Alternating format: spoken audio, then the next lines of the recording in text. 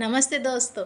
1857 की क्रांति, ये नाम सुनते ही आपके जहन में मंगल पांडे, झांसी की रानी या दिल्ली की जंग याद आती होगी। लेकिन क्या आप जानते हैं कि इस क्रांति की चिंगारी सिर्फ बड़े शहरों या बड़े नायकों ने नहीं जलाई थी। गांव-गांव, गलियों-गलियों में कुछ ऐसे लोग रहते थे जिनके नाम इतिहास में कहीं खो गए। आज हम आपको ऐसे ही कुछ अनसुनी कहानियाँ सुनाने जा रहे हैं। कहानियाँ जो आपको चौंकाएंगी, रुलाएंगी और गर्व से भर देंगी। तो तैयार हो जाएं, क्योंकि ये वीडियो वैसी नहीं होगी जैसे कि आपने पहले देखी है। 1857 की शुरुआत में कुछ अजीब हुआ।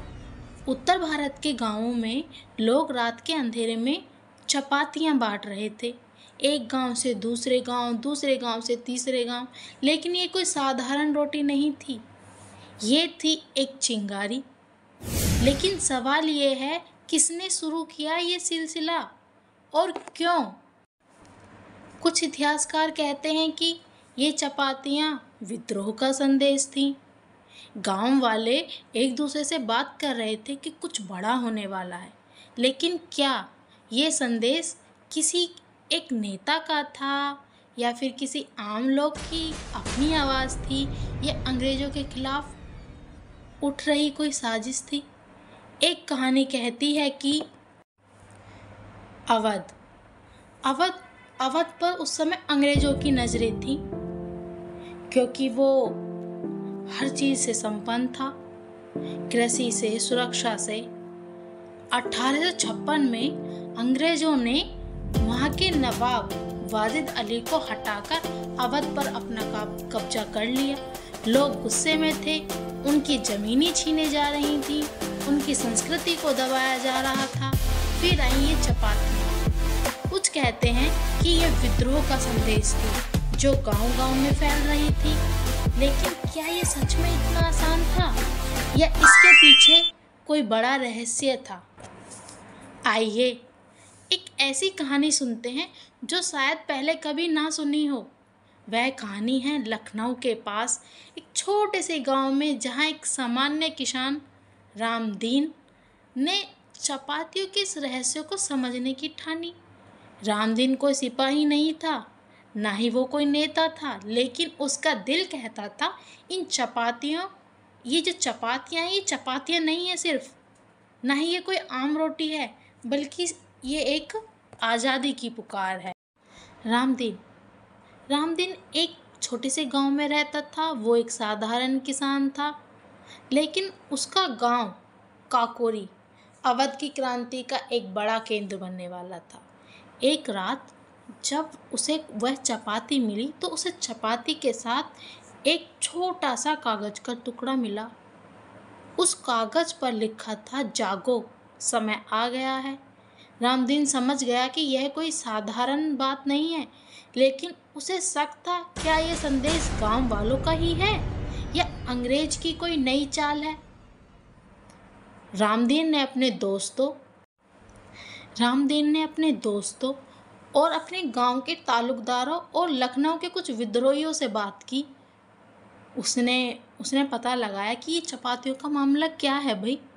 उसे पता चला कि अवध में जो लोग रह रहे हैं वो अंग्रेज़ों के खिलाफ एक संगठन बना रहे हैं और संगठित हो रहे हैं। लेकिन सबसे बड़ा खुलासा तब हुआ तब उसने अपने गांव में ही एक ब्रिटिश सरकार यानी कि अंग्रेजी सरकार का एक जासूस को अपने गांव में देखा।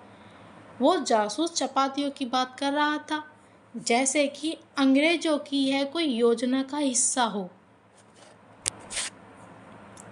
तो आप बताइए, क्या चपातियाँ अंग्रेजों की साजिश थीं, ताकि वह विद्रोह को जल्दी भड़काकर कुचल दें? क्योंकि लोग विद्रोह करेंगे तभी तो उनके खिलाफ वो एक्शन लेंगे, और एक्शन लेंगे तो वो ज़्यादा शक्तिशाली में, क्योंकि हमारे लोग ही को ही उन्होंने सेना में भर्ती कर रखा था। कहीं उनकी ये चाल तो नहीं थी कि विद्रोह किया जाए और वो उस विद्रोह को कुचल दें?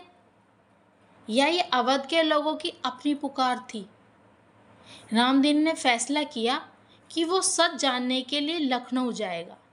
लेकिन ये सफ़र इतना आसान नहीं था। अंग्रेज़ों की नज़र हर जगह थी। रामदीन जब लखनऊ पहुंचा तो वहाँ का माहौल देखकर वो दंग रह गया।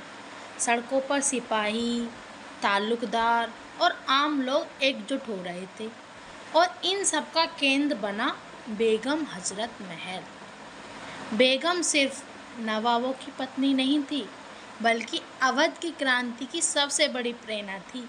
लेकिन आज हम आपको बेगम की कहानी से थोड़ा हटकर एक नायिका की बात बताएंगे, उनकी सहेली सखी, जो गांव-गांव जाकर लोगों को संगठित कर रही थी। सखी का नाम यूँ तो इतिहास में कहीं दर्ज नहीं है, लेकिन अवध के गांवों की कहानियाँ में ज़रूर जिंदा है। गांवों में उनकी कहानियाँ आज भी सुनाई जाती हैं। वो औरतों को सिखाती थी कि कैसे वो अपने घर से ही क्रांति में हिस्सा ले सकती हैं। सखी ने रामदीन को बताया कि चपातियाँ वाकई कोई संदेश हो सकती हैं, लेकिन अंग्रेज इसको भाप गए हैं। अंग्रेज ने इसको भाप लिया है। अब सवाल ये था, क्या ये अवध के लोग संदेश को क्रांति की आग में बदल पाएंगे? क्या वो अपने इस आंदोलन को जारी रख पाएंगे? क्या ब्रिटिश सरकार को कुचल पाएंगे?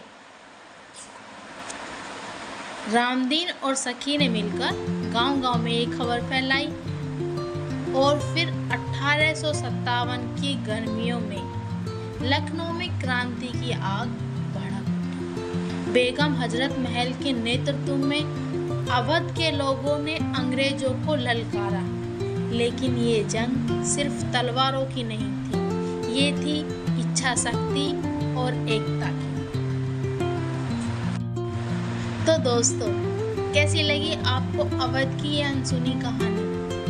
क्या आप चाहेंगे कि 1857 की और कहानियाँ लाएं? कमेंट्स में ज़रूर बताएं और इस वीडियो को लाइक और शेयर करना ना भूलें। मिलते हैं अगली कहानी के साथ। Thank you, bye bye.